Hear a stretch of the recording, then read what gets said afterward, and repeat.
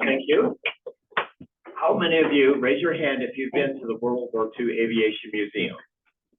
Very good. The next time I ask a question, I want to see all the. All right.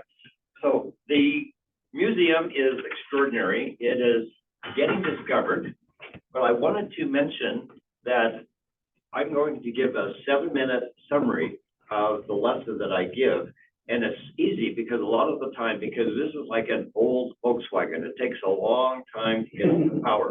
So when I say now, it's kind of like skipping a scene on a DVD. We'll be at another place. There's a big poster of the M3N, which was built in the 1930s as a trainer for the Navy. There are two versions, one that looked like this and one that had pontoons on it to land on water.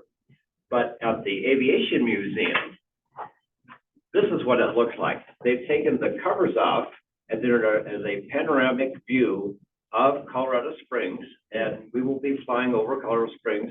We'll also be doing aerobatics in the next few minutes. So I want you to imagine you're climbing the stairs and you're getting into the cockpit, and I'm going to give you your pre-flight briefing. So take your pen in your right hand, find a pen, because this is going to be your stick. All right, this aircraft uses cables for maneuvering the control surfaces, and it moves a full foot in each direction, okay? So what I want you to do first is move it back and forth. Now look out at the wing, you're seeing the ailerons go up and down, okay? Now I want you to push the stick forward and back. Look behind you, and the elevator is going up and down. Okay, there's two rudder pedals. Why don't you move your rudder pedals, and that maneuvers this. All right, let's look at the instruments.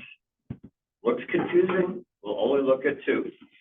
Look at the speedometer, and we have a magic number, 80. So we will get the plane moving, and then at 80 miles an hour, when there's plenty of wind strength to take off, we will get up to elevation. Also, when we are climbing, we want to keep the speed at least 80 so we don't get close to stalling. And when we're coming in for a landing, 80 is a nice speed as we touch down. So are you ready? Okay. Yes, sir. There's one thing to make this realistic. We don't do this in the museum, but I want you both to, all of you, to take your shoulders and press down, because you're going to be in a shoulder harnesses, because we'll be going upside down. Oh. You do not want to go upside down in an open cockpit plane. It'll ruin your whole day. All right.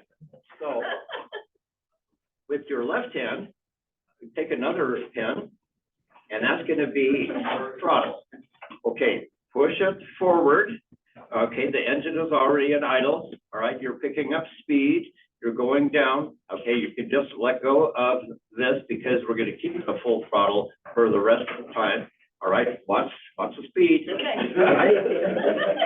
All right. And okay, so 60. All right, that's not enough.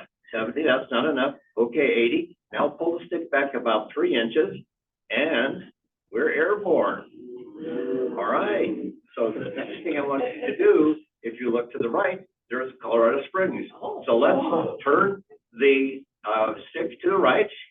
And one of the factors in flying is when you turn, you lose altitude, because maximum lift is straight and level.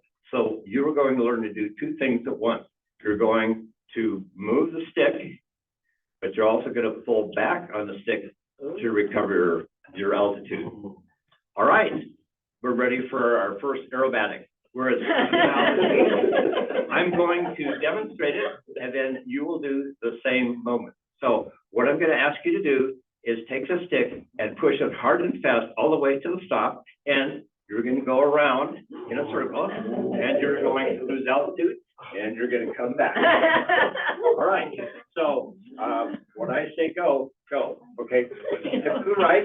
All right. And we're going around, and pretty soon we're looking at the light of the sun. All right. All right. So now the next one is a loop, and this is fun. We're going to get up to 9,000 feet because we're going to get going really fast. All right, so what we're going to do, and come to it first, is we're going to put it in a dive, and we are going to wait. We have to wait until we're going 160 miles an hour, and then we're going to pull back on the stick towards you, and we'll be looking at the interfluted light.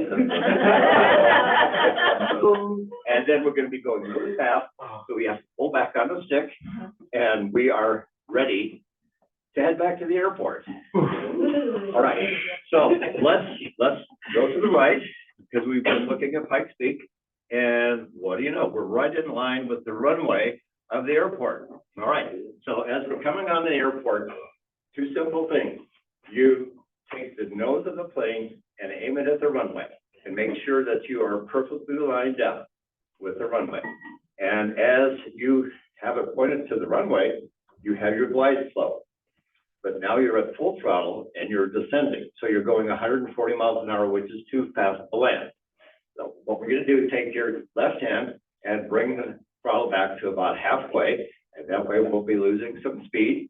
All right, we're going to wait until we're actually over the runway, which is 15,000 feet long.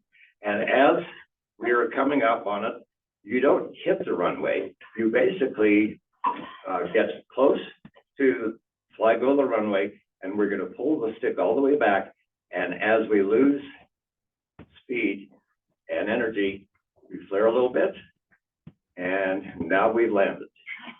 So you just received briefing on how to fly. We did aerobatics. We didn't fly out of the airplane while in the airplane. We learned how to sit up. So that's what we do, and we do it, of course, more elaborately, but come out and get in this simulator and experience it personally. Very cool.